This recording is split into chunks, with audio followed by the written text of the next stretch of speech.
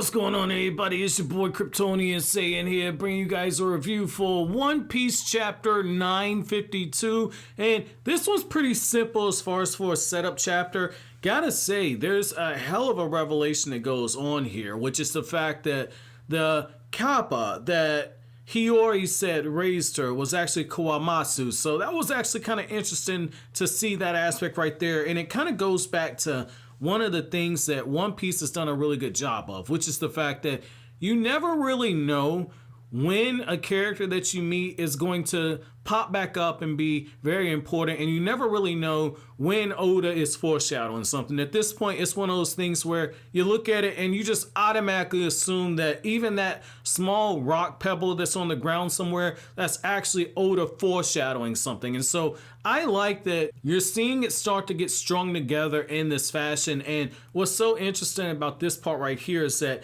you know, the chapter opens up with Zoro and he's like, yo, I want my sword back. Who the hell are you? Why do you think that you have the right to take anybody who passes over that bridge as weapons? I don't see what the fuck your point is. Zoro's got the swords out. Zoro's ready for all the smoke. Got the sword right up to the dude's throat. And I like how as soon as this happens, the guy's saying, no. You cannot have the Shushui because that is a stolen national treasure of Wano. The removal from our land started all the misfortune that has gone on. I cannot under any circumstances give it back to you. And that's when Hiyori even makes the face when she hears this. And so even Hiyori has a bit of understanding for what this sword is. And so what I like right here is that, you know, Zoro ain't trying to hear none of it. Zoro's like, look, I don't care about no gods. I just want my fucking sword back. And then that's when Kawamatsu shows up, and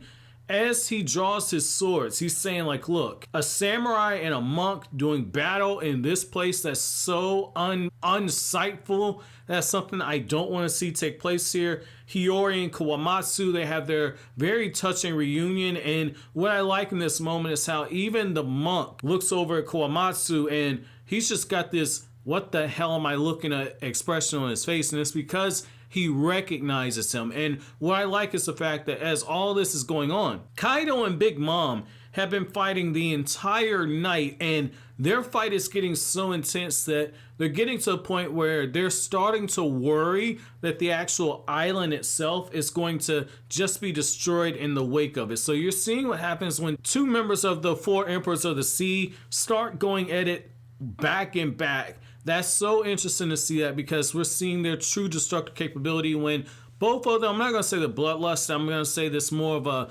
brother meets sister type thing and they're just having a big sibling fight. But it makes you wonder what the hell could happen if both of these two fought at full power at this point. Could they actually destroy an entire country? Because, I mean, if they're casually fighting now and it's a sibling squabble and they're threatening to blow up an entire island, chances are they could blow up an entire country. But I digress. What I like here is the fact that, you know, you get this moment where after all the calls get put in and they're making everybody think that Queen has everything under control at the prison yard and everything, you get this moment to where Luffy's just rallying up the people. You know, Luffy's got his arms just swinging all over the place. Luffy's like, yo, let's go fuck this shit up, people. We got this on lock right here. And you get this moment to where all the former bosses, they just show up. All the yakuza in the region, they show up and they start kneeling in front of the old man that Luffy saved. And that's when Luffy says like, oh, that's pretty cool. So you mean to tell me that this old Gramps, this old wrinkle-faced motherfucker that I saved, this guy's actually somebody pretty important? He's the boss over everybody?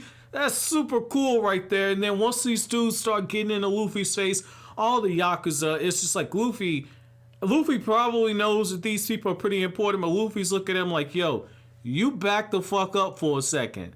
I say whatever the fuck I want. What you gonna do to me? I love that right there. Like when they say, like, hey, you know, you've been spared by an act of kindness, Luffy throws it right back at him and says, you really think I care about anything like that? Like, the stronger Luffy gets, the more reckless this dude gets as far as with his mouth, man. Like, that mouth has always been there. Like, Luffy has always been somebody that's done a little bit of trash talk. He's done a little bit, but, you know, as we got into New World and after he's lost Ace and he's experienced real pain of loss, like Luffy, when it comes to it, like he speaks with his actions, but boy, oh boy, when this dude starts popping off at the mouth, good things start to happen. It gets to a point where it's hilarious because by this point now, you know Luffy can back it up. And what I like is how, you know, you get the revelation that Kinemon actually has the plans, the blueprints for Kaido's castle now, and they get the intel from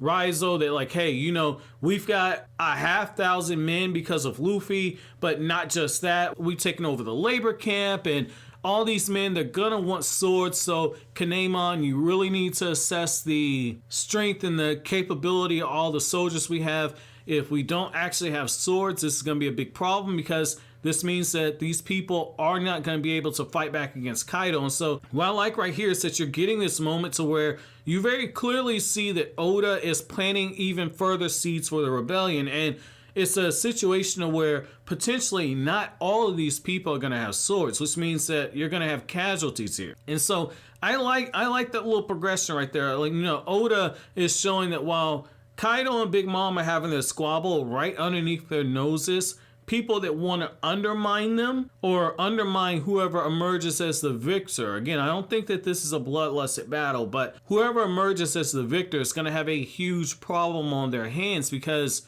it's one thing to snuff out one or two people. When you got an allied force this big that is mobilizing against you and you got people this strong and this skilled, this is going to be a problem for whoever wins. So it's going to be interesting to see how that kind of progresses right there. And I got to say, just the fact that at the end of the chapter, Kawamatsu gets his sword out and he's getting ready for battle at this point because you have these people that show up and they're talking about how they're getting their revenge. What I like in this moment right here is that Kawamatsu basically makes short work out of them with the initial swipes of his sword. But the beautiful thing about this is that I like how the guy that stole Zoro's swords, the guy is just running off. And what this is setting up right here is that, you know, Oda is purposely keeping this sword away from Zoro. So it's at this point right here, there's something else going on with the sword. If I'm not mistaken, I think that this was the cursed blade, if I'm not mistaken. So it's gonna be interesting to see why Oda is keeping that sword away from Zoro. But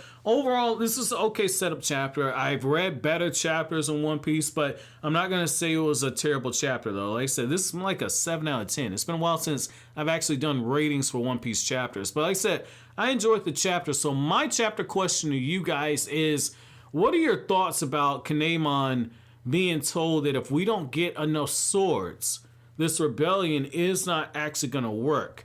How do you guys feel about that? And do you think that there are going to be casualties? Or at this point, did you think there are going to be casualties in this rebellion against Kaido? Let me know down in the comment section below. But as always, guys, if you like anything I had to say, don't forget to comment, rate, subscribe, and share. Thank you so much for watching all the way to the end. Have an awesome day, guys.